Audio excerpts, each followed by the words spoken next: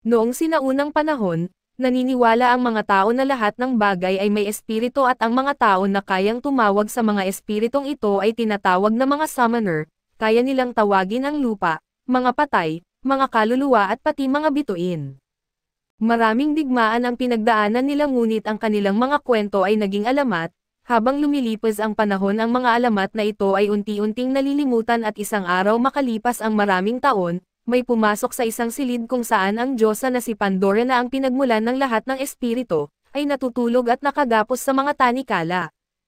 Iginagalang siya ng taong ito at nag-alay ng enerhiya para siya'y magising, samantala may isang 16 na taong gulang na estudyante sa high school na nagngangalang Audrey at wala siyang pakialam sa buhay, mga grado o kahit sa mga babae at ang ginagawa lang niya ay kumain, matulog, pumasok sa eskwela at ulitin ang routine na ito araw-araw.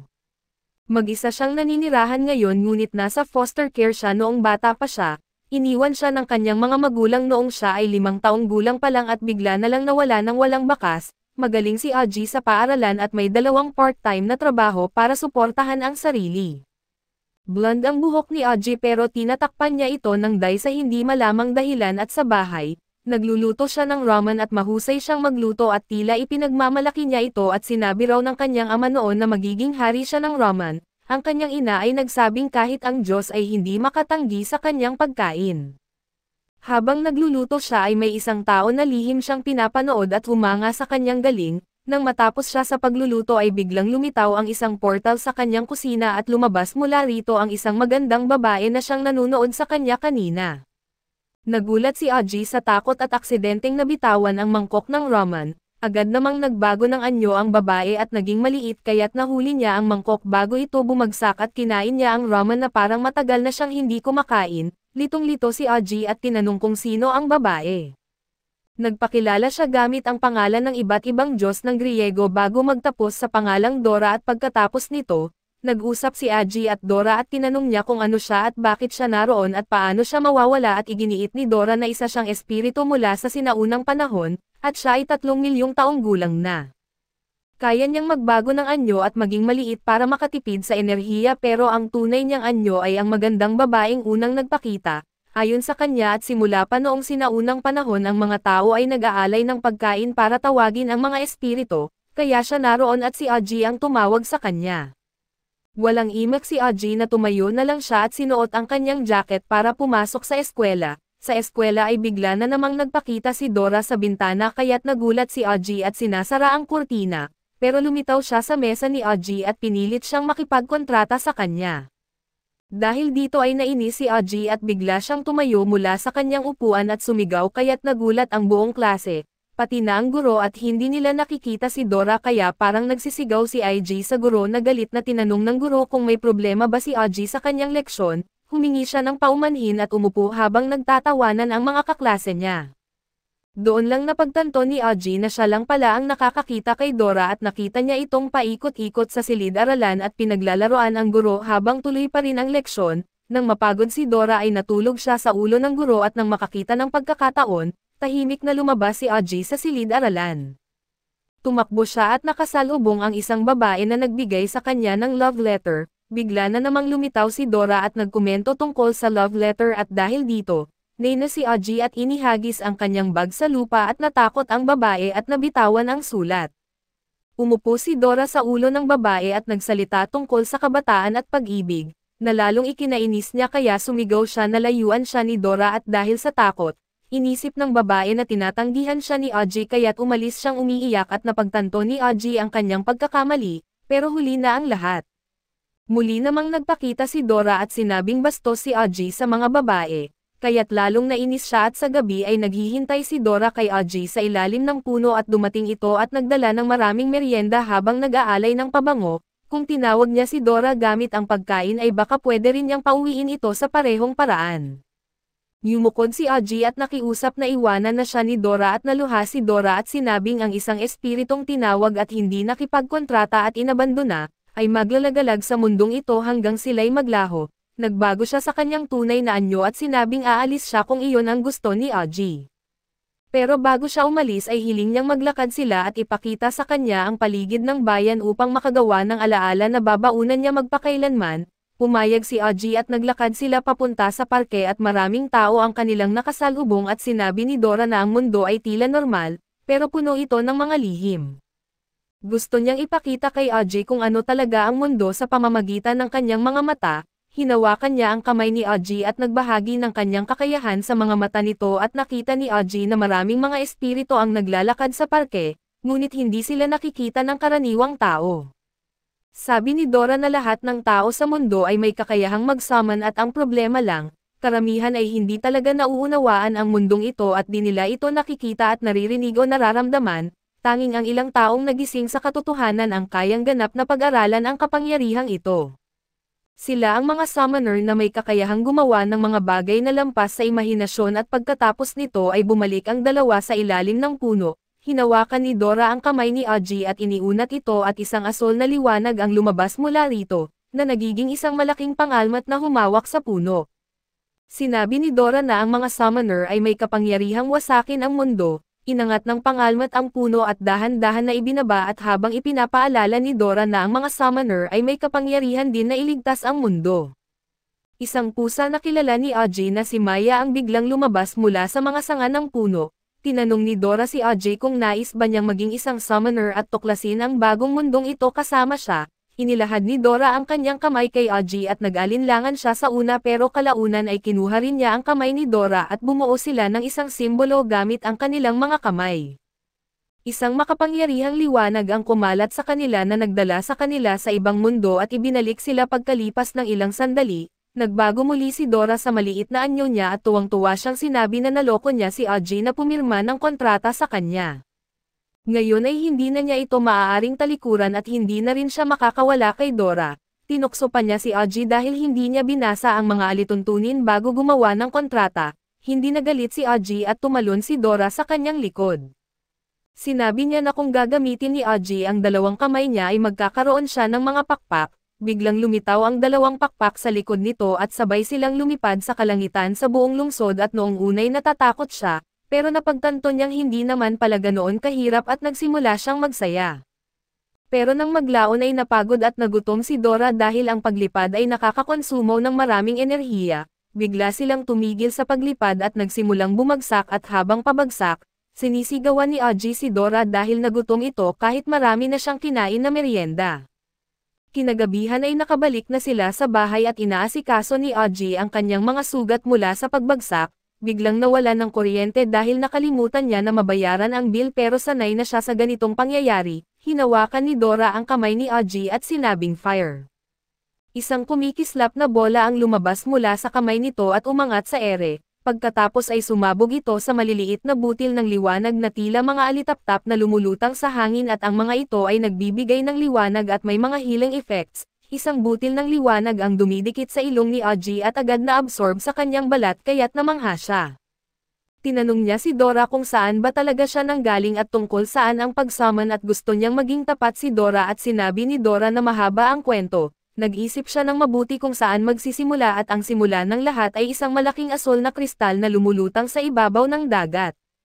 Naging sanhi ito ng digmaan sa pagitan ng maraming sinaunang nilalang at espiritu. Biglang parang binagabag si Dora ng masasamang alaala na naalala niya ang paggising na nakagapos ang kanyang mga braso at binti. Agad siyang nagbago sa maliit na anyo pero hindi pa rin siya makawala kahit gaano siya nagpumiglas. Sa kasalukuyan ay pakiramdam niyang hirap pa rin siya sa parehong paraan at nawalan siya ng malay. Nabigla si Audrey at pilit na ginigising si Dora pero napagtanto niyang natutulog lang ito kaya natulog na rin siya.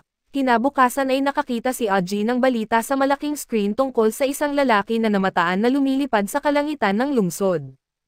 Maraming testigo ang nakakuha ng litrato at kitang-kita si Audrey habang bumabagsak. Nabigla siya at nagpasya na mag-ingat na lang muna pero hindi alintana ni Dora ang balita at gusto lang niyang mag-relax. Sa likuran niya ay may isang nilalang na mukhang bulaklak ang tahimik na nakatingin sa kanila, isang summoned spirit na ang pangalan ay Green Ball at nakita ito ni Dora at handa na sana itong atakihin siya, kinain siya nito habang abala si Audrey sa paglalaro ng games sa kanyang telepono habang naka-headphones. Nagpapasaklolo si Dora pero hindi siya naririnig ni Audrey nang hindi na makatiis at binato ni Dora ang sunscreen bottle para makuha ang atensyon niya. Nang lumingon siya ay nakita niyang kinakain ni Green Ball si Dora at umiiyak si Dora habang nasa loob ng tiyan ng Green Ball at humihingi ng tulong kay Aji. Tumakbo palayo si Green Ball habang tumatawa kaya't bagaman litong-lito siya ay sinundan pa rin niya ito, lalo pang bumilis ang takbo ni Green Ball sa pamamagitan ng pag-ikot na parang gulong, habang telepathically na tinatanong ni Aji si Dora tungkol sa kanyang kapangyarihan. Kung kaya niyang lumipad at gumawa ng malaking pangalmat dati, bakit hindi niya kayang iligtas ang sarili niya ngayon at ipinaliwanag ni Dora na hindi siya makakagawa ng kahit ano kapag malayo siya kay Aji? Ang mga summoned spirit ay maaari lang gumamit ng kanilang mga kapangyarihan kapag malapit sila sa kanilang summoner. Kung hindi ganito ang kaso ay hindi na sana siya nag-abala kay Aji at naiinis siya dahil hindi man lang niya ito sinabi agad. Nakaabot siya kay Green Ball at sinubukan na harangin ito pero binulag siya ng mga dahon nito at patuloy na tumakbo si Green Ball. Nadapa si Aji pero mabilis na tumayo para hanapin muli ito. Tinanong niya kung naririnig pa siya ni Dora at sumagot si Dora ng mahina na habang lumalayo ang mga summoned spirit sa kanilang summoner, humihina ang kanilang kapangyarihan at kung hindi magmamadali si Aji ay mawawala na rin ang kanilang telepathic link. Nagsimulang mag-alala si Aji at napadaan siya sa isang batang nakabihis na parang bulaklak at binagsak ito, pero hindi pala ito si Green Ball at sinabi ni Dora na dapat magmadali si Aji dahil nanghihina na siya, kaso hindi ito marinig ng malinaw ni Aji dahil may maingay na crowd at may banda na tumutugtog. Lumapit siya sa entablado at tinanong kung naririnig pa siya ni Dora at sumagot si Dora na palapit na siya, pero ngayon ay nahihilo at inaantok at delikado ito dahil hindi siya makikita ni Aji kung makatulog na siya. Sinabi niya kay Dora na kung tuluyang makuha siya ni Green Ball ay mawawala na siya tulad ng matagal na niyang gustong mangyari. Tumawa pa si Aji na lalong ikinagalit ni Dora at bigla siyang nakahanap ng lakas para magsimulang sumigaw sa loob ni Green Ball. Nabunyag ang kinaroroonan nito na nasa gitna ito ng crowd na nakatago pero hindi na ito makapagtago dahil patuloy na sinasapak ni Dora ang loob nito.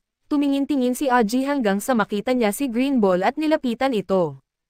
Biglang lumabas si Dora mula sa loob ng Green Ball sa kanyang tunay na anyo at inatake ito dahil sa ginawa nito.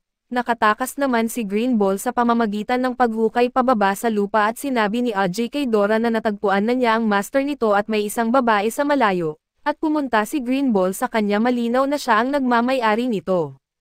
Galit pa rin si Dora at nagbabalak na makipaglaban pero naglakad palayo ang babae at nang subukan ni Dora na suntukin siya, bigla siyang naglaho at sinabi ni Aji kay Dora na umalis na lang sila dahil hindi nila kayang labanan ang babae kung susubukan nilang makipaglaban. Tinanong ni Dora kung paano niya nalaman na iyon ang summoner at ipinaliwanag ni Aji na hindi nakikita ng mga normal na tao ang mga espiritu at hindi rin maaaring lumayo ang mga espiritu sa kanilang summoners, ibig sabihin ay malapit lang ang summoner kaya't binantayan niya kung saan papunta si Green Ball at napansin niyang paikot-ikot ito. Ibig sabihin ay nasa gitna ng bilog ang master at ang hikaw ng babae ay may simbolo ng isang itim na rosas, katulad ng emblem ng paaralan ni Aji at isa itong sagisag ng isang malaking aristocratic na pamilya. Ang pamilya ang nagpapatakbo ng eskwelahan at napakalakas nila kaya't wala halos may lakas ng loob na tumutol sa kanila.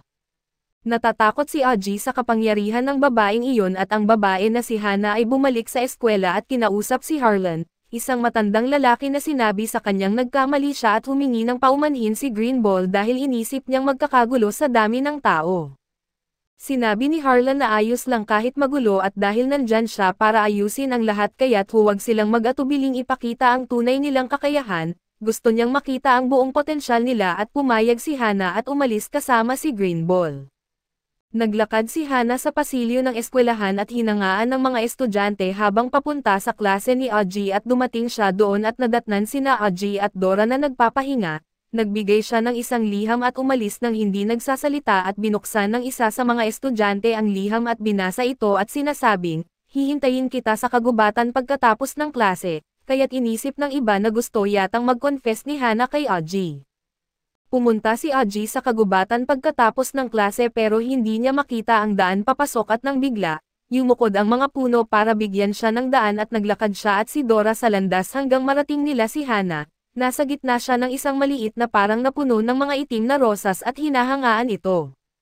Sinabi ni Green Ball kay Aji na ibigay sa kanila si Dora kung ayaw niyang mamatay, Galit na galit si Dora pero pinigilan siya ni Audrey na gumawa ng padalos-dalos at sumagot siya na hindi niya kilala kung sino sila at hindi rin siya interesado, pero si Dora ay parang alaga na ng pamilya nila. Kahit masungit siya at malakas kumain na naging malapit na si Audrey sa kanya kaya't responsibilidad niyang protektahan siya bilang kanyang master, kumuha si Hana ng rosas mula sa bungkos at itinapon ito sa kanila at napakabilis ng rosas na dumaan ito sa isang puno sa likuran nila at tinamaan ang pisngi ni Audrey. Pagkatapos ay nagbago ang anyo ni Green Ball at naging mahaba at makapal na latigo na ginamit ni Hana para subukang wasakin sina Audrey at Dora. Buti na lang at naiwasan nila ito sa tamang oras at tiningnan ni Dora ang kanyang inventory para makahanap ng panlaban, habang patuloy na umiiwas si Audrey sa mga atake ni Hana at pinipilit si Dora na mapabilis ang paghahanap. Pero wala pa ring mahanap si Dora na makakatulong at gusto niyang hanapin ang kanyang cleavers, kaya't pinakiusapan niya si Audrey na pigilan muna si Hana habang naghahanap siya at napakahirap habulin ng mga atake ni Hana. Gumamit si Hana ng green ball para palakihin ang isang malaking beanok at tumayo siya sa tuktok nito. Ginawa niyang matatalim na shards ang mga dahon at inasinta ito kay Audrey. Tumakbo siya para iwasan ang mga tama pero marami pa rin siyang natamaan at isang ugat mula sa lupa ang lumabas at tinapakan siya kaya't nadapa siya, pero agad na tumayo at tumakbo muli habang hinahabol siya ng ugat. Sinisigawan niya si Dora dahil hindi pa rin ito maaasahan dahil naghahanap pa rin ito ng cleavers at sinabi ni Green Ball kay Hana na naglagay na sila ng distansya sa pagitan ni Audrey at Dora, kaya mas madali na nilang makukuha si Dora ngayon at nagsimulang mag-chant si Hana habang nakataas ang kamay at isang malaking halimaw na puno ang lumabas mula sa lupa. Napansin niya habang papunta ang puno kay Dora at sinubukan nitong suntukin si Dora pero agad niyang napansin ito at naiwasan sa oras. Tumakbo siya at hinabol ng puno at sinusubukang suntukin siya at naipit siya ng mga ugat at sumigaw ng tulong kay Audrey. Tumakbo siya papunta kay Dora at noong tinangka siyang durugan ng puno ay tumalon siya at hinarang ito bago bumagsak ang suntok. Makalipas ang ilang sandali ay naputol ang kamay ng puno mula sa ilalim at lumabas sina Dora at Audrey na hawak na ni Dora ang kanyang cleaver. Nagngit-ngit si Green Ball at sinabi kay Hana na huwag nang magpigil pa. Pumayag si Hana at pinaigting ang kapangyarihan ng kamao ng puno upang durugan sina Audrey at Dora gamit ang isang napakalakas na suntok, ngunit napigilan ng dalawa ang suntok na ito kaya't naputol ang kamay ng puno. Ginamit ng puno ang kabilang kamay upang mahampas sila pero nakatakas sina Audrey at Dora sa pamamagitan ng kanilang mga pakpak. Lumipad sila sa itaas ng puno at nagawa nilang tumalon dito na nagbigay ng pagkakataon kay Audrey na umatake at nagsummon si Audrey ng isang pares ng super speed boots at tumakbo sa ibabaw ng puno. Ginamit niya ang cleavers upang hiwain ito bago tuluyang pabagsakin at masayang-masaya si Dora dahil nagawa ito ni Audrey. Akala niya marunong siya ng martial arts pero wala talaga at sumunod lang siya sa agos at ginamit ang kanyang kasanayan sa pagluluto para hiwain ang puno na parang sibuyas. Bumaba si Hana at ginamit ang kanyang kapangyarihan upang ipadala ang puno palayo at pagkatapos, sinabi ni Green Ball kay Audrey na pumasa siya sa pagsubok kaya wala siyang dapat alalahanin mula pa sa simula at inanyayahan ni Audrey sina Hana at Green Ball pabalik sa kanyang bahay at ipinagluto sila ng pagkain. Ipinaliwanag ni Green Ball na wala silang choice dahil may iba't ibang factions ng mga summoner na kung saan ang iba ay mabuti, habang ang iba naman ay masama at karaniwang naglalaban agad-agad ang mga factions na ito kapag nagkikita at sa mundo ng mga summoned spirits, mayroong guardian at evil spirits. Sina Hana at Green Ball ay mga tagapangalaga ng lungsod at may karapatan na ngayong sumali sina Audrey at Dora sa kanila dahil pumasa sila sa pagsubok. Pagkatapos ay lumabas si Hana at sumama sa kanya si Audrey at dito nagpakilala ng maayos si Hana kay Audrey. Sinabi niyang kilala niya siya pero hindi niya kilala si Dora at binigyan niya si Audrey ng isang rosas dahil gusto niyang bantayan sila ni Dora 24 na oras bawat araw. Nang tanggapin ni Audrey ang bulaklak ay agad na tinanong ni Dora kung nililigawan ba ni Hana siya, pero hindi siya sinagot ni Hana at umalis na lang kasama si Green Ball. Sa isang pagkakataon noong nakaraan ay may isang nasusunog na baryo at isang lalaking may mga sugat ang lumabas. Palayo siya sa lugar habang ang kanyang kapatid na Catgirl ay nagmamakaawang bumalik siya, tiningnan lang siya ng lalaki bago nagbago ang anyo at naging maraming uwak na lumipad palayo. Sa klase ay nakita ni Audrey at ng iba pang mga estudyante ang isang giraffe na sumisilip sa bintana at maraming mga squirrel ang umakyat sa leeg ng giraffe at pumasok sa klase upang takutin ang mga estudyante. Nagpanik ang lahat at nagtakbuhan at kabilang na sina Aji at Dora sa labas ng silid, tumatakbo rin ang iba pang mga hayop sa pasilyo. Inatasan ng eskwelahan ang mga estudyante na agad na lumikas at tumakbo sina Aji at Dora hanggang sa nakalabas sila ng eskwelahan, pero kahit sa kalsada ay maraming hayop ang nagkalat at nagdudulot ng kabuluhan. Lumabas sa malaking screen ang balita na nakatakas ang mga hayop mula sa isang malapit na zoo at dapat agad pumunta ang lahat sa pinakamalapit na evacuation center. Dumating ang Catgirl mula sa nakaraan kasama si Mayo sa kanyang balikat at nagsisigaw siya ng magwala kayo mga hayop, at pinupuri ang takot na nararamdaman ng mga tao habang tumatakbo at nagtatago. Nais niyang ipakita sa mga tao ang kapangyarihan ng mga hayop. Habang naglalakad siya sa harap ng ilang delikadong hayop ay nakita siya ni Aji at inakala niyang aatakehin siya ng mga ito, tumalon siya para hilahin ang Catgirl palayo at pareho silang bumagsak sa lupa at nang makatayo sila, sinabi ni Aji sa kanya na huwag siyang mawawala sa sarili dahil baka siya makain ng mga hayop. Nagulat ang Catgirl at ang kanyang mga alagang hayop kaya't nagalit siya at nagkomento si Dora na hindi normal ang batang babae. Habang bumabalik ang Catgirl para aliwin ang kanyang mga hayop ay pinagmamasdan naman ni Hana at Greenball ang nangyayari mula sa itaas ng isang gusali. Sinusuri nila ang bagong kalaban at sinabi ni Hana kay Greenball na mag-ingat sila at agad ayusin ang gulong ito. Tumalon sila pababa at naglabas ng sap si Greenball na naglagay ng pagitan kina Aji at Dora at sa Catgirl at mga hayop nito. Pagbagsak nila ay nagsummon si Hana ng mga halaman upang magapos ang mga hayop sa isang bayonet. Habang naiwasan naman ito ng Catgirl. Ayaw ng Catgirl na masaktan ang mga hayop pero sinabi ni Greenball na iyon ang kabayaran ng pakikialam sa teritoryo ni Hana. Tinanong nila ang Catgirl kung ano ang gusto niya at bakit niya pinalaya ang mga hayop at sumagot ang Catgirl na matagal nang naririto ang mga hayop, pero dumating ang mga tao at inagaw ang kanilang mga lupain. Ang mga tao raw ang dapat nakakulong sa mga kulungan at hindi ang mga hayop. Hindi alintana ni Greenball ang sinabi at hiniling sa Catgirl na isuko ang kanyang espiritu, pero tumanggi siya at iginiit na palayain ang mga hayop kaya't nagsimula ang labanan.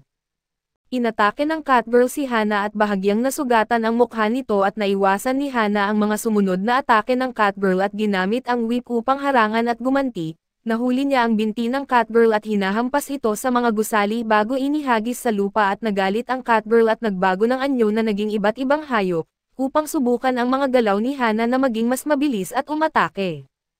Sa huli ay nagbago siya ng anyo bilang oso bago umatake pero napansin siya ni Hana at naiwasan ang atake. Nagsummon si Hana ng Treeman na nakipaglaban ng pantay sa oso at nakatabi sina Aji at Dora na nagmamasid habang kumakain ng popcorn. Ginamit ni Hana si Greenball upang palakasin pa ang puno at nagdagdag ito ng isa pang pares ng mga kamay. Hinawakan nito ang oso at pinagsusuntok ito ng maraming beses. Nabuwal ang oso pero muling hinawakan ito ng puno at pinipiga hanggang sa nagkalasog ito at biglang lumitaw si Maya malapit kay Aji at naging hostile nang matalo ang oso. Nagtipon ang mga piraso ng oso at bumuo ng ahas na pumalupot sa puno kaso nagawa pa rin itong magpumiglas. Nag-alala si Aji para kina Hana at ang Catgirl dahil mamamatay sila kung magpapatuloy ang laban at nagbigay ng kakaibang tunog si Maya, na nagbigay lakas sa ahas kaya't nagpatuloy ang labanan. Humiling si Aji kay Dora nang hindi nakakamatay na sandata at hinawakan niya ang kamay ni Dora at tumakbo papunta sa pagitan ng puno at ng ahas. Nagsummon si Dora ng Soul Shackles upang magapos at patigilan ang dalawa, nakiusap si Aji na itigil na ang laban. Kahit hindi sila magkasundo ay dapat nilang pag-usapan ang kanilang mga pagkakaiba nang hindi nag-aaway. Ang ahas ay muling nagbago ng anyo pabalik sa Catgirl at nagpumiglas para makawala. Lumapit si Aji kay Maya at sinabi na siya ang summoner. Sinabi ng Catgirl na alam niyang matutuklasan din ni Aji ang katotohanan at biglang nagbago ng anyo bilang isang espiritu na pumasok sa katawan ni Maya. Si Maya pala ang summoner at ang Catgirl ang espiritu at nabigo siya kina Hana at Greenball dahil agad silang nagsimula ng laban nang hindi man lang nagtanong. Sinabi niya na hindi niya alam kung bakit ginawa ni Maya ang ginawa niya pero alam niyang may dahilan siya. Sinubukan ni Mayo magpaliwanag pero sinabi ni Aji na dapat ay asikasuhin muna nila ang mga sugat ni Mayo na nagpaiyak sa kanya. Naalala niya ang kanilang unang pagkikita at pauwi noon si Aji mula sa eskwela nang marinig niyang humahalanghing si Mayo sa malapit. Nasugatan ito kaya't inaasikaso ni Aji ang kanyang mga sugat at noong una ay hindi nagustuhan ni Maya ang pagtulong ni Aji. Patuloy siyang lumaban at kinakagat si Aji pero kalaunan ay naging magkaibigan din sila at dinala nina Aji at Dora si Maya pabalik sa bahay. Ikinwento ni Maya ang tungkol sa mga summoner ng hayop na nakilala na niya noon at sinabi niyang ang pinakamagaling sa kanila ay ang kanyang kapatid. Naalala niya na hindi na sila magkasama ngayon kaya nalungkot siya at tinanong ni Dora kung nandito ba siya para hanapin ang kanyang kapatid, at sumagot si Maya ng oo. Sinundan niya ito papunta sa lungsod pero nawala ang kanyang kakayahang mag-summon dahil nasugatan siya. Tinulungan siya ni Aji at napaiyak siya habang sinabi ni Aji na sa huli ay makikita rin niya ang kanyang kapatid. Kinabukasan ay binisita si Aji ng mga tauhan ni Hana. Inimbitahan nila siya at ang iba pang kasama sa hapunan at ang trio ay dinala sakay ng helicopter papunta sa isang manor na may mga panektik na paniki na lumilipad sa paligid, electric fence at mga kamera na pinapagana ng spiritual energy upang makatulong sa kapaligiran. Epektibo ito at tumpak at medyo kakaiba ang mga lingkod sa kanilang trabaho at sa loob. Nakita nila ang isang estatwa ng isang diyosa na may pakpak at ito ang unang pinuno ng Watchers. Habang umaakyat sila sa hagdan ay nakarinig si Aji ng boses na tinatawag siya. Tumingin siya sa estatwa at naglabas ito ng enerhiya na nagdala sa kanya sa isang luntiang kapatagan. Isang babae ang nakatayo sa ilalim ng isang malaking puno sa malayo at kumaway sa kanya at sinubukan ni Aji na lapitan siya, pero pinigilan siya ni Dora. Sa totoong mundo ay tinanong siya ni Dora kung ano ang nangyayari at sinabi niyang naglalakbay lang ang isip niya at nagpatuloy silang maglakad papunta sa dining room kung saan naroon ang master ng bahay at ito si Harlan na nakatayo sa tabi ng bintana. Nagpakilala siya at pinuri siya ni Greenball sa kanyang trabaho pero para kay Dora ay mukha lang siyang ordinaryong matandang lalaki. Inanyayahan silang umupo ni Harlan at ginamit niya ang kanyang kapangyarihan upang pilitin silang maupo. Na ikinagulat ni Aji at humingi ng paumanhin si Harlan sa biglaang imbitasyon pero sinabi niyang kailangan nilang magkita, kalaunan man o agad-agad. Sinimulan niyang ikwento ang alamat ng mga espiritu at ayon sa alamat, ang pinagmulan ng lahat ng espiritu ay isang kristal at isang Diyos at isang demonyo at ang mga human summoner ay naglunsad ng maraming digmaan para rito sa loob ng maraming siglo. Mula pa noong sinaunang panahon ang mga summoner ay nahahati sa dalawang grupo. Ang isang grupo ay nagmamana ng kapangyarihan ng kalikasan at pinoprotektahan ang balanse ng mundo, sila ang tinatawag na Watchers at habang ang kabila ay kumukuha ng summoning power sa anumang paraan, sila ang tinatawag na Destroyer at sinabi ni Harlan na maswerteng nahanap nila si Aji at tinanong kung magiging isang Watcher ba siya o isang Destroyer.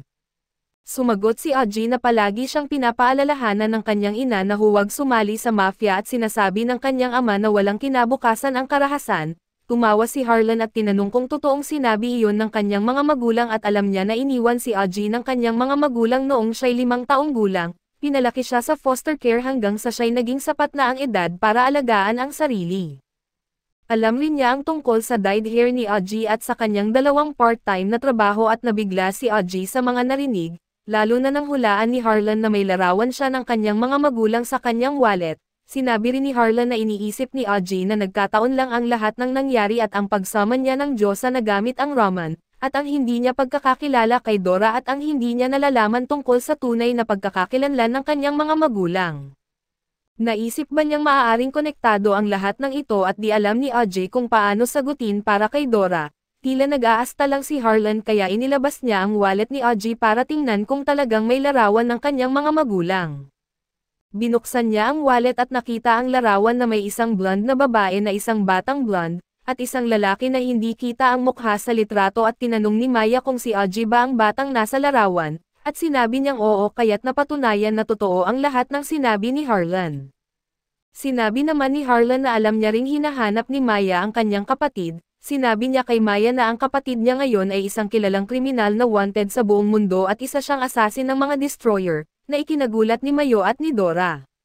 Sa sandaling iyon ay biglang lumitaw ang isang madilim na portal sa labas ng manor at may isang lalaking lumabas mula rito at mabilis na umatake sa dining room, buti na lang at nakaiwas silang lahat at ang lalaking ito ay isa sa mga destroyer na kilala sa codename na Ruthless, at naghanda si Harlan upang labanan siya. Nagtagisan ang kanilang mga malalakas na suntok na lumikha ng malaking impact at sinubukan na tamaan ni Ruthless si Harlan ng enerhiya. Pero napigilan ito ni Harlan at sinuntok siya sa tagiliran bago ito kuryentehin at pinalakas pa ni Ruthless ang kanyang kapangyarihan, naglabas ng napakalaking aura na sumisira sa ilang bahagi ng bahay. Sinabi ni Harlan sa iba na umalis na dahil hindi naligtas ang lugar at hiniling niyang bantayan ni Hana si Aji at pumayag naman si Hana. Muling umatake si Ruthless na nagpapalipad kina Aji at ang mga kaibigan niya sa ere, pero ligtas silang bumagsak sa lupa dahil sa kapangyarihan ni Hana. Nang makatayo sila ay nakita nilang wasak na ang manor, lumabas ang mga lingkod at sinabihan si Hana na agad na tumakas at bigla namang dumating ang isa pang destroyer na kilala sa codename na Flame, at binaril niya ang lahat ng lingkod kasama na ang surveillance bats. Sinabihan ni Hana si Green Ball na gamitin ang kanyang kapangyarihan upang hulihin si Flame, masyadong mabilis si Flame at binaril si Hana pero buti na lang naiwasan niya ang bala at nagdesisyon si Aji na makisali sa laban, pero pinasabog ni Flame ang ilang bola na nagpabagsak sa kanya. Patuloy na nakatayo si Hana kaya't itinuloy niya ang pakikipaglaban kay Flame at bigla namang nakita ni Mayo ang kanyang kapatid na si Crow, na kilala sa codename na Crow na inaatake ang ibang mga lingkod at isa sa kanila ang gumamit ng apoy, pero ginamit ni Crow ang kanyang anyo bilang uwak upang patayin at sirain ito. Mabilis na lumapit si Mayo sa kanyang kapatid at nagbago sa anyong Catgirl upang makausap siya at di siya pinansin ni Crow, ginamit lang ang kanyang kapangyarihan para tusukin siya sa ulo na ikinagulat ni Mayo, bumalik siya sa kanyang anyong pusa at bumagsak sa lupa. Nakita ito ni Aji at nagdesisyon na atakihin si Crow pero hinarang siya ng isa pang destroyer na kilala bilang Dream, dinala siya sa isang patag na puno at bumalik siya sa kanyang mas batang anyo at ang kanyang ina ay lumapit sa kanya at niyakap siya mula sa likod, ngunit biglang naging nakakakilabot ang eksena at nasunog ang lahat at nagmukhang kakaiba at nakakatakot ang kanyang ina. Sa totoong mundo ay nakahiga si Aji sa lupa habang umiiyak si Dora na nagmamakaawa na magising siya.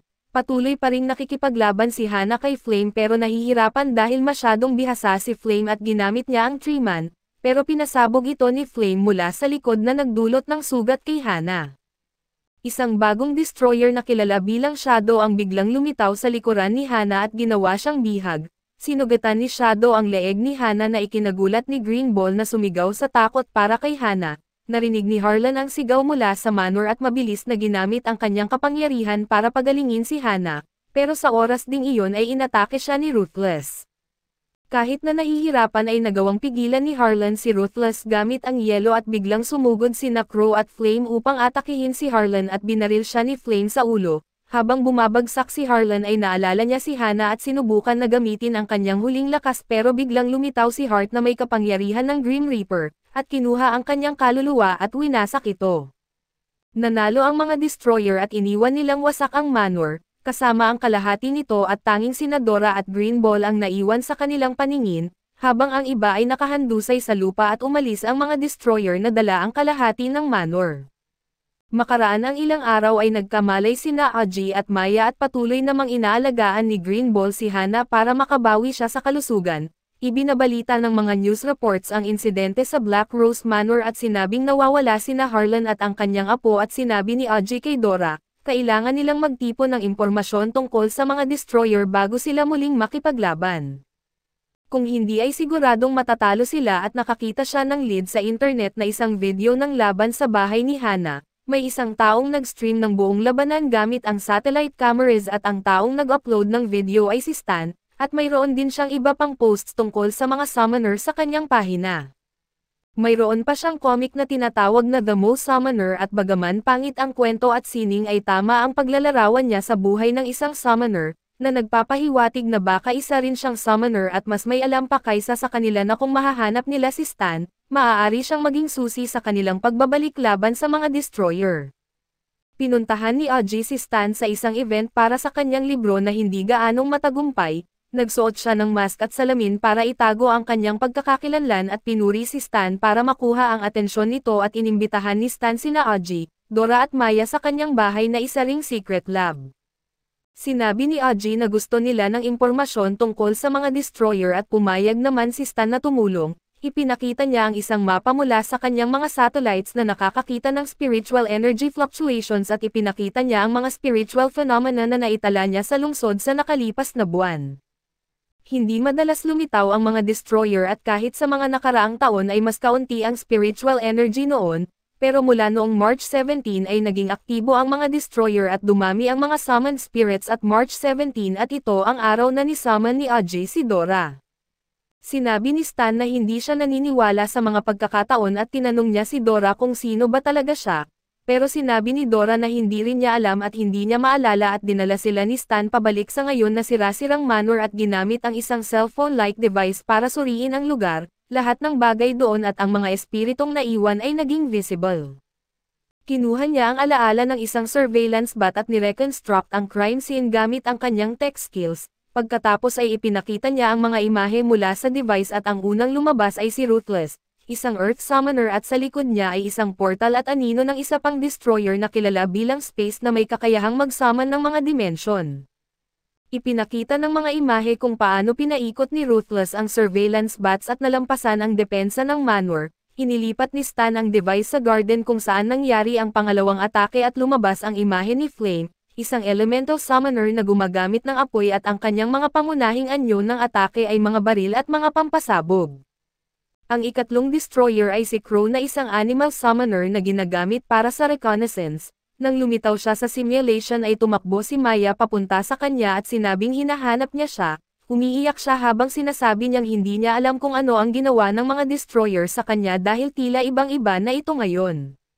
Tinanong ni Stan si Ajay kung ano ang nangyari sa kanya dahil nawalan siya ng malay at sinabi niya na dinala siya sa isang kakaibang lugar na parang panaginip. Isang bangungot tungkol sa kanyang ina at pagkatapos ay ipinakita ni Stan ang imahe ni Dream na hawak ang ulo ni Aji at siya ang taong nag-hijack sa isipan niya. Pwede lang ipakita ni Stan ang after image niya sa simulation at pagkatapos, naglakad siya papunta sa lugar kung nasaan ang ika-6 na assassin na si Shadow, isang malamig na summoner ng illusions at sa huli ay nisimulated niya ang mga imahe ni Heart, ang pinuno ng mga destroyer na nakalaban ni Harlan. Siya ang may kakayahang sumisipsip ng mga espiritu at kaluluwa ng mga tao na tulad ng isang Grim Reaper. Sinabi ni Stan na ang dahilan ng atake ng mga destroyer ay nakatago sa isang butas na iniwan nila sa lupa at ang kalahati ng manor na naglaho. Nang umalis ang mga destroyer ay tinanong ni Dora kung bakit nila ginawa iyon at tumalon si Stan sa butas para alamin. Sumunod silang lahat sa kanya at patuloy na sinuri ni Stan ang lugar at nakita na may maraming nakasil na summoned spirits sa bahaging iyon ng manor.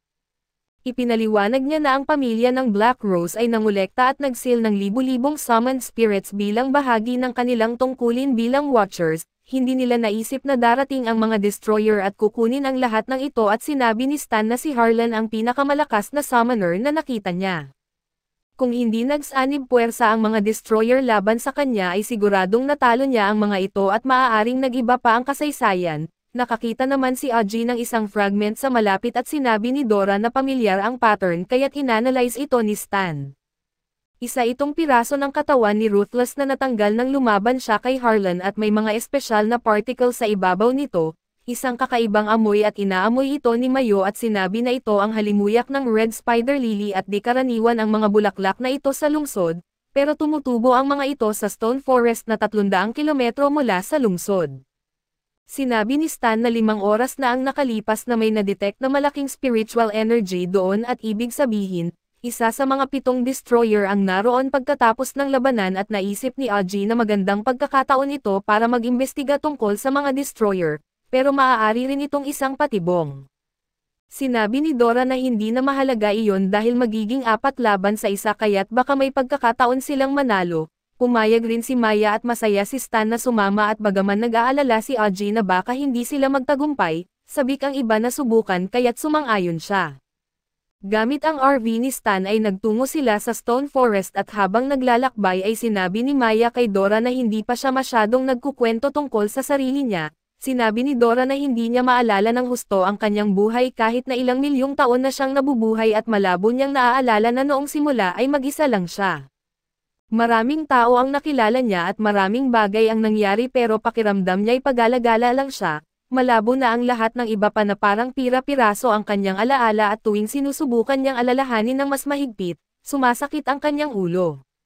Sinabi ni Aji na huwag siyang mag-alala at magpahinga dahil nawalan siya ng malay noong huli at hindi kumbinsido si Maya at parang hindi totoo, pero tinutulungan ni Stan si Dora dahil lihim siyang nagsagawa ng full body scan kay Dora.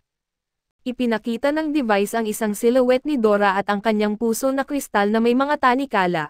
Sinabi ni Stan na hindi kinalimutan ni Dora ang kanyang mga alaala at nakasil lang ang mga ito, dumating sila 1.5 na kilometro ang layo mula sa Stone Forest. Kinaumagahan ay naglakad sila papunta sa gubat ng mga malalaking haligi na bato at medyo kakaiba ang pakiramdam ng lugar pero nagpatuloy sila sa paghahanap ng daan. Pagkaraan ng ilang oras ay nakita nila ang parang ng mga red spider lily at isang maliit na cabin sa gitna nito. Sinabi ni Stan na nakakaramdam siya ng isang mahinang source ng pabago-bago na spiritual power, kaya't maaaring ito ang hideout ng isa sa mga destroyer. Biglang may narinig si Maya at tinulungan niyang yumukod ang grupo upang magtago at sumisilip sila sa mga bulaklak at nakita ang isang normal na lalaking lumabas mula sa cabin. Nang makita ni Modo sina Aji at Dora ay kumaway siya sa kanila at nagpunta naman sina Aji at Dora na medyo awkward, para makipagkita sa kanya. Nagulat si Modo na may bisita dahil matagal na raw siyang walang nakikitang tao at sinabi ni Aji na nag-field trip sila at tumitingin lang sa paligid. Tinanong ni Modo kung sino pa ang kasama ni Aji dahil hindi niya nakikita si Dora, na nangangahulugang hindi siya isang summoner. Sinabi ni Aji na ang mga kaklase niya ay naghihintay sa labas ng parang at nakita lang niya ang bahay kaya't nagpunta siya para bumili ng pagkain. Nag-alok si Modo ng tsa pero nang hindi siya nakatingin ay ibinuhos ni Aji ito sa lupa. Nagbigay pa si Modo ng mga packed meal at nag-alok pa ng merienda. Nagtaka si Dora kung nagkamali sila ng tao dahil tila masyadong masigla si Modo. Umupo si Modo at tinanong siya ni Aji kung mag-isa lang ba siya roon at sumagot si Modo ng oo at mukhang excited na dumating si Aji. Biglang nagsimulang magmukhang may paparating na bagyo dahil sa malakas na hangin. Sinabi ni Aji na pumasok na sila sa loob pero nanatili lang si Modo na nakatayo at mukhang nababahala. Tahimik siyang nag-chant tungkol sa mga bulaklak at nag-aalala na masisira ng bagyo ang kanyang mga bulaklak at bigla siyang nagalit kaya't hinubad niya ang kanyang shirt, na lalo pang nagpagulo kina Aji at Dora. Lumabas mula sa pagtatago sina Stan at Maya at sinabi ni Stan kina Aji at Dora na pigilan agad si Modo, pero bigla itong naglabas ng napakalakas na aura na nagpabagsak sa grupo palayo sa kanya at nagsimulang magbago ng anyo si Modo at unti-unting nagiging si Ruthless. Sinubukan niyang tumawag ng tulong habang nagtatransform at masyado ng huli para pigilan ang pagbabalik ni Ruthless. Natapos na ang kanyang transformation at mabilis siyang sumugod kina Aji at Dora at doon ay sinubukan ni Aji na harangin ang atake gamit ang isang kalasag, pero sobrang lakas ng suntok ni Ruthless kaya nasira ito. Sumugod naman si Maya para makamot si Ruthless pero napakatibay ng balat nito kaya walang epekto ang kanyang mga galos. Humarap si Ruthless kay Maya at umatake pero tumalon sina Aji at Dora sa kanya mula sa likuran at sinubukan na saksakin siya gamit ang kanilang mga kutsilyo, ngunit nasira lamang ang kanilang mga sandata. Malinaw na mas malakas si Ruthless at ang kanyang aura pa lang ay sapat na para itulak sila sa lupa. Sinabi ni Dora na mayroong siyang trump card pero kailangan ng oras para ma-summon ito at nagbago siya sa kanyang kumpletong anyo at humiling kay Stan na mag-cover para sa kanila habang ginagawa ang summon ng kasama si Aji. Habang abala sina Aji at Dora ay nakipaglaban naman si Maya kay Ruthless kahit na walang epekto ang kanyang mga atake, dahil sa kanyang super speed ay patuloy niyang inaatake si Ruthless nang walang pahinga na hindi ito mabigyan ng pagkakataong gumanti. Sa kasamaang palad ay nahuli ni Ruthless ang binti ni Maya na hinahampas siya sa lupa at sinipa, na nagdulot ng malubhang pinsala at sinuri ni Stan ang kalagayan ni Maya at nag-aalala na baka hindi nila matalo si Ruthless at baka mamatay sila roon. Lumapit si Ruthless sa kanilang lahat at nagmakaawa si Aji kay Stan na gumawa ng kahit ano. Wala nang magawa si Stan kundi makipaglaban at sinabi niyang susubukan niyang maglaan ng 3 minuto at humarap kay Ruthless. Nang magkita sila ay nagsimulang basahin ni Stan ang profile ni Ruthless sa halip na makipaglaban at sinuntok siya ni Ruthless bago pa man matapos ang unang pangungusap pero napakabilis ni Stan at naiwasan niya ang suntok, at agad na lumitaw sa likuran ni Ruthless para ipagpatuloy ang pagbabasa ng profile. Ibinunyag ni Stan na ang tunay na pangalan ni Ruthless ay Modo at siya ay 26 na taong gulang na tubong Stone Forest. Sinubukan ni Ruthless na suntukin si Stan pero patuloy na nakakaiwas si Stan at lumilitaw sa likod nito upang eskan ang kanyang katawan. Natuklasan niyang may malubhang trauma sa utak ni Ruthless at posibleng may mental illness. Paulit-ulit na sinubukan ni Ruthless na tamaan si Stan pero patuloy lang itong nakakaiwas at masaya si Aji na makita si Stan na naiiwasan si Ruthless. Ibinunyag ni Stan kung paano siya napakabilis na ginagamit niya ang holographic projection para lumikha ng mga clone ng sarili niya. Patuloy niyang kinausap ang galit na si Ruthless at tinawag pa siyang international terrorist habang paulit-ulit na sumubok si Ruthless na suntukin siya. Lumitaw ang maraming clone ni Stan sa paligid ni Ruthless at sinabi niya kay Ruthless na ang kanyang mga kasalanan ay hindi kailanman mapapatawad, na lalo pang nagpagalit kay Ruthless. Naglabas ito ng malakas na chunk ng kanyang aura na nagpaikot sa lahat ng bagay sa paligid at sinira ang lupa. Nawala ang mga clone ni Stan at natangay din siya pero buti na lang ay sinagip siya ni Aji, ginamit ang isang holy shield para protektahan ang sarili sa shockwave. Pagkatapos ay napansin niya ang mga kalansay sa lupa na nangangahulugang ang mga bulaklak ay tinanim sa ibabaw ng maraming patay na katawan. Sinuri ni Stan ang lugar at nalaman niyang ang mga katawan ay mula sa iba't ibang tao, bata at matanda. Napagtanto ni Aji na nilipol ni Ruthless ang buong nayon doon. Naghanda si Ruthless na umatake muli gamit ang kanyang Earth Summoning powers at nagpapadala ng mga bato para atakihin sila. Sa kabutihang palad ay nagamit ni Aji at Dora ang kanilang kapangyarihan para lumikha ng kalasag na makakablock sa lahat ng ito. Ibinahagi ni Dora ang kanyang mga alaala kay Aji para makapag-summon siya ng mga sandata. Kaya niyang i-summon ang mga katangian at teknik ng lahat ng sandata na hawak ni Dora at sinabi ni Dora na huwag masyadong mag-isip at basta lang umatake.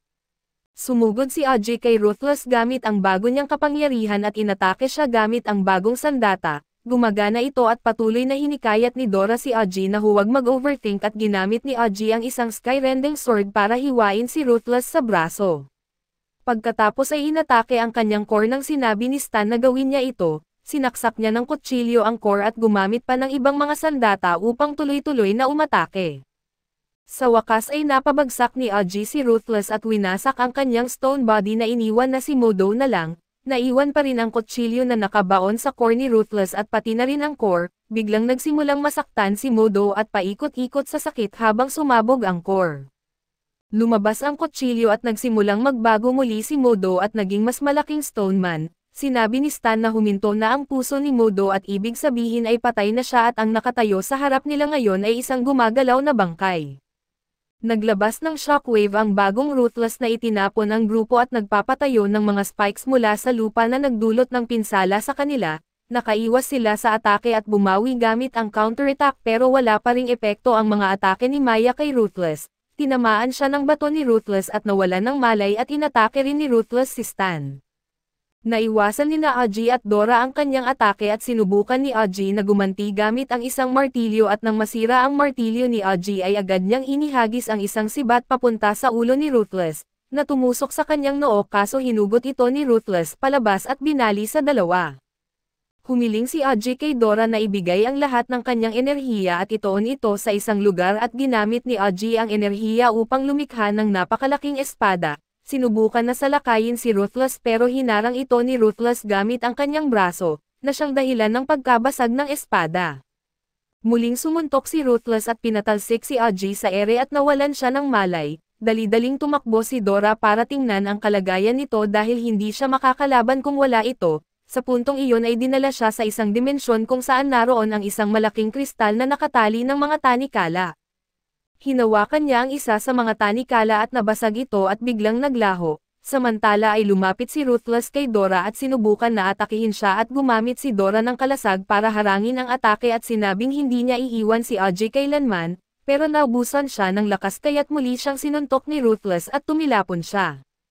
Nang oras ding iyon ay hinawakan ni Aji ang kristal at biglang nagliwanag ang core ni Dora. Isang kalasag ang nabuo sa paligid niya na nagbago sa anyo ng isang kristal na lumulutang sa ere at sa wakas, nag-transform ito sa bagong bersyon ni Dora na may mga pakpak at sungay. Nagsummon siya ng ulan ng mga espada na bumagsak kay Ruthless at dahilan para mapabagsak ito, gumamit si Dora ng isang atake na tinawag na Judge of Heavens upang magsummon ng napakalaking espada na bumagsak at tuluyang pumatay kay Ruthless. Pagkatapos ng labanan ay nagising si Aji at nakita ang bagong anyo ni Dora bago muli siyang nawalan ng malay. Ginigising siya ni Dora habang umiiyak at dumating sina Stan at Mayon na may minor na pinsala at ito ang una nilang laban at nagtagumpay sila. Lumapit sila sa katawan ni Modo at sinabi ni Stan na nawalan na sila ng lead dahil patay na si Modo. Sumagot si Aji na hindi na nila kailangan ng lead dahil ang mga destroyer mismo ang maghunting sa kanila. Umalis sila at pagkalipas ng kanilang pag-alis ay dumating ang mga destroyer sa lugar at nakita ang bangkay ng kanilang kasamahan. kinuha ni Hart ang kaluluwa ni Modo at binasa ang kanyang mga alaala upang makita ang labanan sa pagitan ni Ruthless at ng grupo ni Aji. Sinabi niya ang kanyang mga huling salita kay Modo at ang mga pulang bulaklak ay nagsilbing palatandaan sa daan patungo sa bangkay ni Modo, na hindi na maghirap. Balik sa RV ay nawalan ng malay si Aji dahil sa pagdurugo at nilagnat naman si Maya at sinubukan na pagalingin ni Dora si Aji ng kaunti, habang nag-aalala si Stan na baka mahuli sila agad ng mga destroyer at sa kasamaang palad, nag-alarm ang device ni Stan at nagbabala na may paparating na malakas na spiritual energy. Isang portal ang bumukas sa harap ng RV at lumabas si Shadow na hinati ang sasakyan sa gitna. Dumating din si Crow upang atakihin sila at lumitaw si Flame sa likod ni Stan at Mayo at binaril sila. Nagising si Aji at nakita ito bago bumagsak muli sa lupa. Lumapit ang mga destroyer sa kanya at kinuha ni Hart ang ulo niya at sinabing babasahin niya ang huling salita ni Aji mula sa kanyang utak bago siya patayin. Gumamit si Space ng Dimension Summoner ng isang cube upang hawakan si Aji sa ere at hiwain siya gamit lang ang cube. Bumagsak si Aji sa lupa at namatay at habang papikit ang kanyang mga mata ay nakita niya si Dora na umiiyak para sa kanya. Nagising si Aji sa isang dimensyon na may mga lumulutang na piraso sa paligid niya. Nagtaka siya kung nasaan siya at may narinig siyang boses na nagsabing ito ay isang pagitan ng oras at espasyo. Isang lalaki ang lumitaw at lumapit sa kanya at sinabing patay na siya at ipinakita sa kanya ang isang screen kung saan namatay din ang lahat ng kanyang mga kaibigan. Kabilang na si Dora at kinuha ni Hart ang lahat ng kanilang mga espiritu na ikinagalit ni Aji.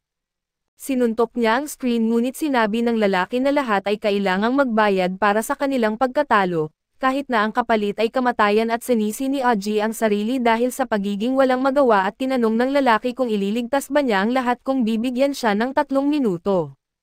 Pagkatapos ay tinanggal niya ang kanyang hood at lumapit kay Aji para hikayatin siya. Ang lalaki ay kamukha ni Aji pero mas matanda na at tila parang tatay niya at sinabi niya na maghihintay siya kay Aji sa Demon Furnace. Napagtanto niya na iyon nga ang kanyang ama bago siya muling ibalik 3 minuto bago siya namatay. Nagising siya sa RV habang nag-aalala si Dora sa kanyang pagdurugo at nagulat silang makita siyang bumangon sa ganoong kalagayan, pero wala ng oras para alamin pa at sinabi niya sa kanila kung ano ang mangyayari. Nahabol ng mga destroyer ang RV at muling lumitaw si Shadow mula sa portal upang hatiin ang sasakyan, pero natagpuan niyang wala ng laman ito. Mayroong bomba sa loob na sumabog na nakita ni Stan sa kanyang device na sumabog na ang RV at nasangkot si Shadow sa pagsabog. Nagpalit na sila ng sasakyan at iminungkahi ni Aji na sunduin si Hana bago pa makarating doon ang mga destroyer. Pinaandar ni Stan ang bilis ng bus na sinasakyan nila at agad na narating ang lugar ni Aji. Gayunpaman ay wala roon si Hana na nag-iwan lang siya ng isang sulat at sinabi ni Stan na ang mga destroyer ay 2 kilometro na lang ang layo mula sa kanila. Habang naghahanda silang tumakas na nagawa nilang hiramin ang helicopter ni Hana, sumakay sila sa helicopter at ginamit ang stealth mode para maging invisible ito. Habang nasa loob ay binasa ni Aji ang sulat ni Hana at sinabi niya na maghihintay siya sa kanya sa Demon Furnace. Kailangan niyang dumating ng buhay at ikinwento rin ni Maya na habang hinahanap niya si Crow ay may nagsabi sa kanya na pumunta ito sa Demon Furnace. Ang Demon Furnace ay isang lugar kung saan ang mga tao ay sumasailalim sa mga pagsubok upang maging mas malakas. Alam ni Stan ang lugar na ito at tinawag itong isang banal na lugar para sa lahat ng summoners at noon, tanging ang mga nakapasa sa mga pagsubok sa Demon Furnace ang maaaring maging ganap na summoners mula sa pagiging apprentice. Parehong ang mga Watchers at Destroyers ay nagsasanay doon. Kung lilipad sila papunta roon ay mararating nila ito sa loob ng 7 oras kaya't nagpasya silang pumunta. Nakarating sila sa isang bagyong dagat at sinabi ni Stan na sa mga nakaraang dekada na maraming eroplano at barko ang napahamak doon. Kung makakalusot sila sa bagyo ay matatagpuan nila ang Demon Furnace sa loob. Dumiretso sila patungo roon at nakaranas ng matinding turbulence na nagpalugay-lugay sa helicopter. Tinanong ni Dora kung tama ba ang lokasyon ni Stan at bago pa siya makasagot ay biglang nakalabas sila sa bagyo na nagbigay sa kanila ng ginhawa. Nakita nila ang ilang mga isla sa ibaba at sinabi ni Stan na lalapag sila sa Demon Furnace sa loob ng 5 minuto. Sa puntong iyon ay tila may portal na nabuo sa loob ng helicopter kung saan nakaupo si Aji at nagugulat siya at nagsimulang mag-alala, pero hindi napansin ng iba na biglang lumitaw si Shadow sa likod ni AI at sinugod siya at hinati ang helicopter sa 2. Nalaglag ang grupo pero nagamit ni Stan ang kanyang mga kakayahan para gawing robot ang helicopter at sinagip sila. Habang nasa robot ay nagpasya silang atakihin si Shadow pero agad siyang nakatakas bago pa tumama ang kanilang mga atake. Lumitaw si Flame at nagpatuloy sa pag-atake sa grupo at sinubukan nilang gumanti pero ito'y nag-miss at patuloy si Flame sa pag-atake mula sa malayo. Lumitaw si Crow at nagpas siyang atakehin siya ng grupo pero nagbago siya sa maraming uwak. Ang bawat uwak ay sumabog nang tumama sila sa robot at nagsimulang bumagsak ang robot. Sinabi ni Audrey kay Stan na patungo na lang ito sa Far Island na kung mamamatay sila ay doon na lang sana mangyari at nakarating sila sa isla at bumagsak doon, pero sinundan pa rin sila ng mga destroyers. Nag-aalala ang grupo dahil kailangan na nilang lumaban pero biglang lumitaw ang isang bunny girl at sinermonan sila dahil nilabag nila ang 12 alituntunin ng isla sa kanilang laban at walang ingat na paglipad. Nagpakilala siya bilang si Bonnie na isang administrator at nilagay ni Flame ang baril sa ulo ni Bonnie at tinanong kung kilala ba niya sila. Pero tinanong lang ni Bonnie kung alam ba ni Flame kung nasaan siya, dahil ang lugar na iyon ay ang Demon Furnace at ang unang alituntunin ay walang labanan sa labas ng arena. Lahat ng pumapasok sa isla ay kailangang sumunod sa mga patakaran kahit sino pa sila. Nagdesisyon ang mga destroyer na umalis pagkatapos pagbantaan si Bonnie na magkikita silang muli. Tinanggap ni Bonnie sina Audrey at ang kanyang mga kaibigan at sinabing magkita sila sa registration gate bago agad na umalis. Tumakbo sila para habulin siya pero napakabilis niya kaya pagod na pagod sila. Isang lalaki sa ibabaw ng isang kamilian ang biglang lumitaw at nag-alok ng sakay. Isa siyang lokal na mangangalakal na nagngangalang Richard at sa unay natakot sila sa kamilian pero sumakay na rin sila. Sinabi ni Richard na sa Demon Furnace at walang mabuti o masama at tanging mga patakaran lamang. Dati ay may malalaking digmaan ang mga Watchers at Destroyer na sumisira sa lahat, kaya nagkaroon ng kasunduan at itinayo ang Demon Furnace para ayusin ang kanilang mga pagkakaiba ng mapayapa, sumusunod sa mga patakaran at bawal ang labanan sa labas ng arena. Dinala sila ni Richard sa registration gate at tinulungan silang umakyat sa mahabang hagdan patungo sa opisina at sa gate.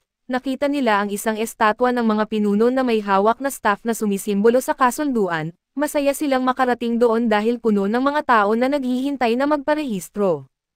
Tinanggap sila ni Bonnie at sinabi na walang pinipili ang Demon Furnace at hindi mahalaga ang nationality, lahi, relihiyon o edad dahil lahat ay summoners at magtatagisan sila sa patas na laban na kung mamamatay sila pero kung hindi ay uusad sila sa susunod na yugto.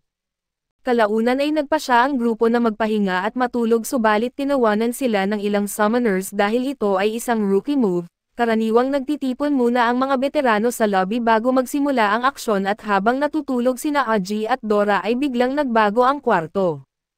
Nagising si Audrey at nakita niyang sumasara ang mga pader at nagising din si Dora at sinabi ni Audrey na kailangan nilang lumabas pero sira ang pinto at nakasil ang mga bintana. Sinubukan ni Dora na putulin ang pinto gamit ang kanyang cleavers pero nabasag ito at nanghina ang kanyang mga kamay, patuloy niyang sinubukan pero walang nangyari. Nang malapit na silang madurog ay naalala ni Audrey na kaya ni Dora mag-summon ng kahit anong sandata, nag-summon sila ng mga susi at nabuksan ang pinto sa tamang oras at agad silang nagmamadaling hanapin sina Maya at Stan, natagpuan nila si Maya na nagbago ng anyo bilang ipis at dumadaan sa ilalim ng pinto. Nakaligtas din ang ibang summoners sa kanilang mga silid pero nawawala si Stan at nakita nila ang dugo sa ilalim ng pinto ng kwarto ni Stan, na lalong nagpakaba ng kanilang pag-aalala at habang umiiyak si Maya dahil akala nilang nasaktan si Stan, bigla siyang nahulog mula sa isang vent na walang anumang pinsala at nakahinga sila ng maluwag. Biglang nagsalita ang boss ng unang palapag at ito si Rinal at sa intercom, ay tinatanggap sila sa unang palapag at sinabing nagsimula na ang unang pagsubok dahil lagpas na ng hating gabi, kailangang makatakas nila sa hotel ng buhay at biglang nagsimulang mag-explode ang hotel kaya't nagtakbuhan ang lahat. Puno ng patibong ang buong lugar at tumakbo sila patungo sa lobby dahil inakala nilang ligtas ito at biglang sumabog at nagkaroon ng lawa ng lava sa ibaba. Dalawang kalahok ang sinubukan na kumapit pero ang isa ay tinulak ang kabila kaya't pareho silang nahulog. Patuloy na gumuguho ang sahig at bumagsak sina Stan at Maya pero nasadyop sila ni Dora at Audrey, gayunpaman ay mahirap ito dahil may mga ibang kalahok na kumakapit din sa kanila at sa wakas ay nakatakas sila, nagpatuloy hanggang makarating sa isang pintong may label na front exit.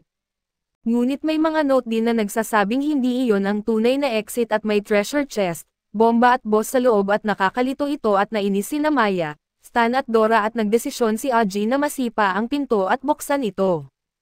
Sa loob ay nakita nila ang mga natitirang summoners kasama si Rinal na bumati sa kanila, sinabing nakapasa sila sa unang pagsubok at 30 lang ang nakaligtas. May ilang summoners na nagtatangkang atakihin si Rinal dahil sa delikadong pagsubok, pero ginapos sila nito ng mabibigat na metal. Sinabi niya na maaari siyang lumaban kung gusto nila pero babawi rin siya at ipinakilala niya ang susunod na yugto at pinatakbo ang mga daliri. Nagbagsakan ang mga treasure chest at lumutang sa harap ng bawat kalahok. Nang buksan nila ang mga chest ay may magagandang premyo sa loob. Nakatanggap sina Audrey at Dora ng 3 crystals at isang saffron ring, habang si Maya ay nakakuha ng 30k furnace dollars at kalahating magaspang na diamond at isang kalahok naman ang nakakuha ng hindi magkatugmang mga boots. Nagdasal pa si Stan bago buksan ang chest na umaasang hindi ito delikado. Ngunit nakakuha siya ng mga pampasabog na tinawag ni Rinal na jackpot at agad itong pinasabog, dahilan upang dalhin ang mga kalahok sa ikalawang palapag at nalaglag sila sa madilim na lugar at inakala ni Dora na parang impyerno iyon. Biglang lumitaw si Bonnie na may dalang ilaw sa ilalim ng kanyang baba para takutin sila. Sinabi niyang tapos na ang mga patibong ni Rinal at mula ngayon ay magiging patas na ang lahat dahil siya ang boss ng ikalawang palapag. Ang susunod na pagsubok ay isang karera at biglang lumiliwanag ang paligid at lumabas ang isang malaking racetrack. Kailangang makagawa ng 20 laps ang mga kalahok at ang unang 15 na makakatapos ang mananalo at ibino-broadcast ang karera ng live at habang si Bonnie ay nagkokomento, masaya si Audrey dahil makikita ng kanyang ama at ni Hannah na umabot siya roon, nag-warm up ang mga kalahok at kampante sina Maya at Dora sa kanilang bilis. Tinanong ni Audrey si Stan kung ano ang gagawin niya ng walang tech at sinabi ni Stan na mag-iisip siya ng paraan at sigurado siyang mananalo, na nagpatuloy sa pagtatalo ni Maya at Dora at naiinis naman ang mga veterano dahil inakala nilang binaliwala sila ng mga baguhan ay may ilan sa kanila ang may roller skates, wheelies at segway.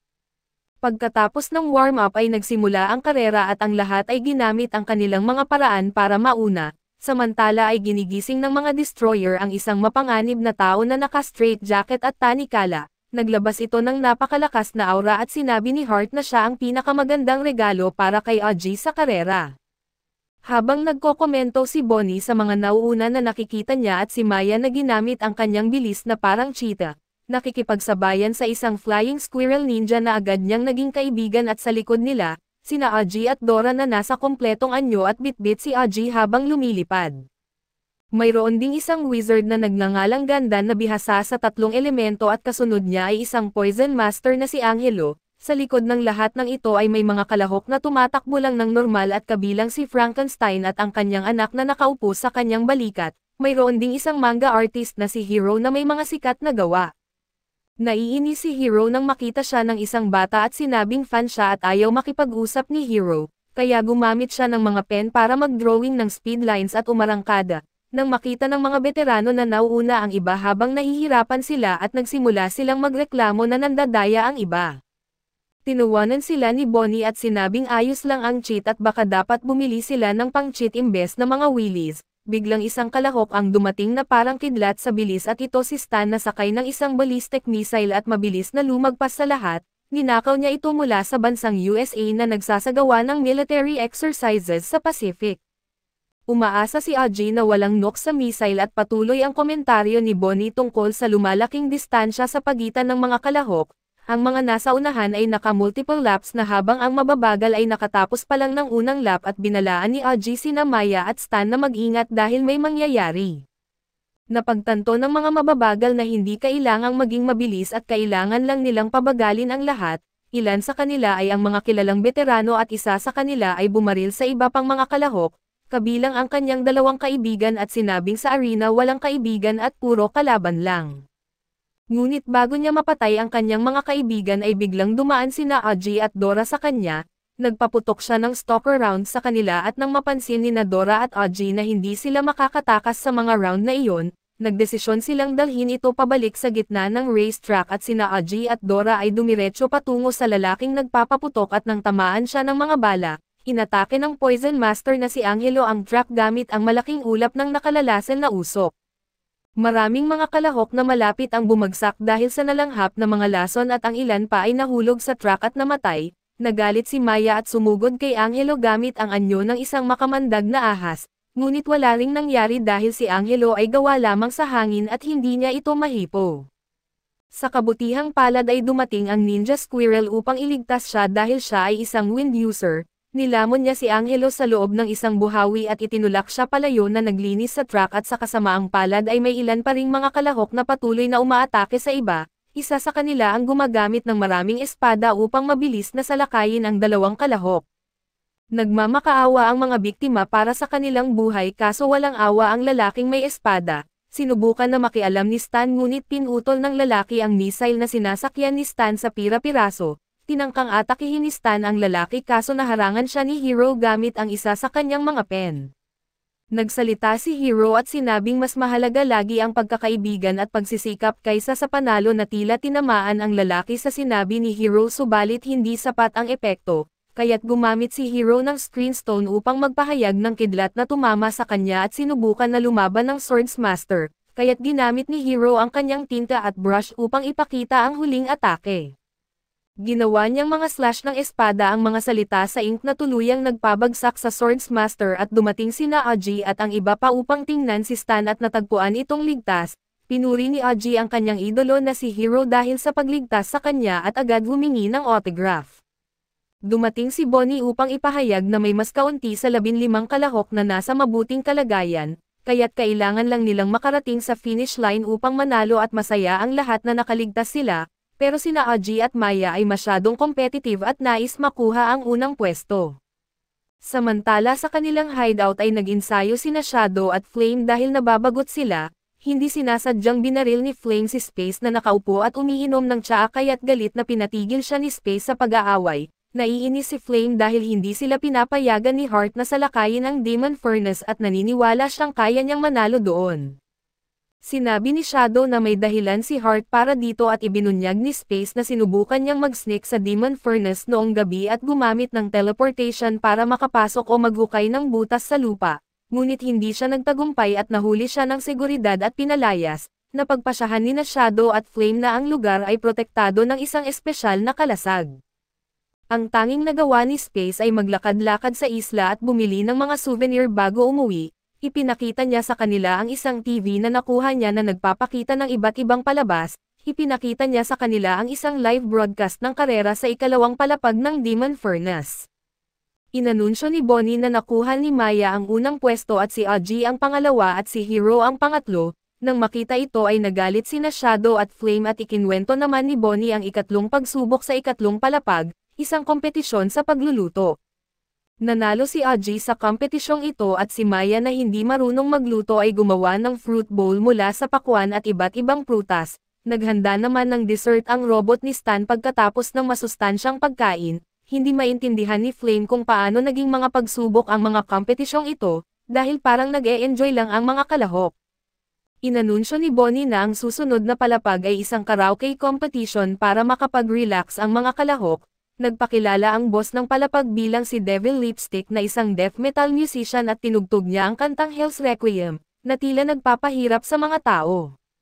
Sinasabing ang kanyang musika ay maaaring pumatay ng mga buhay at magpagising ng mga patay, nagngangalit na nahihirapan ang lahat habang tumutugtog si Devil Lipstick ngunit biglang nagsimulang umiyak ng malakas ang anak ni Frankenstein, kaya't natabunan ang musika at nanalo siya sa round at sa sobrang inis ay binaril ni Flame ang TV. Nainis siya dahil parang nagbabakasyon lang ang mga summoners sa Demon Furnace. Dumating si Heart kasama si Dream at biglang naging tense ang mga babae at sinusubukan na ipaliwanag kung ano ang ginagawa nila. Tinanong ni Heart kung hindi ba nila mapigilan ang sarili nilang isipin si Aji at ang kanyang mga kaibigan. Sumagot si Flame na nagagalit siya kapag nakikita silang nag-e-enjoy ng ganoon at napagtanto ni Dream na hindi pa nagpunta sa Demon Furnace bilang mga summoner ang tatlong babae. At sinabi niyang mahalagang bahagi ng buhay ang pumunta roon. Hiniling ni Dream kay Heart na bigyan sila ng 1 linggo para pumunta doon at magsisilbi rin itong pagkakataon para makita sina Aji. Pumayag si Heart at sinabing pupunta sila kasama ang bago nilang kaibigan na tumutukoy sa mapanganib na lalaking nasa straitjacket. Sinabi niyang iparating sa kanila na may sorpresa siyang ipinapadala kina Aji at sa kanyang mga kaibigan. Samantala pumunta si Bonnie sa mga elder ng Demon Furnace upang magbigay ng ulat tungkol sa mga pagsubok. mula sa 72 na kalahok at 15 lamang ang natitira. Ipinakilala niya sila sa mga elder at simula sa mga natitirang kalahok tulad ni na Dwarf Gadang, Lee Chad, Ninja Squirrel at Hero Jen, Jing Lee, Shania at Frankenstein at ang kanyang anak na si Happy Baby, at Devil Lipstick, Poison Master at Mommy, pati na sina Stan, Maya at Audrey. Ang mga na-eliminate ay muling nag-sign up at magsisimula muli sa unang palapag. Humiling ang isa sa mga elder na makita ang kabuoang bilang sa buong Demon Furnace at ipinakita ito ni Bonnie. Nang makita nilang balanse ang lahat ang mga numero sa 100 palapag ng hotel, natuwa ang mga elder dahil maayos ang plano nila. Sinabi ni Bonnie na nakakuha sila ng 106 na high energy fluctuations at matagumpay na nakolekta ang 30,000 tonelada ng spiritual energy.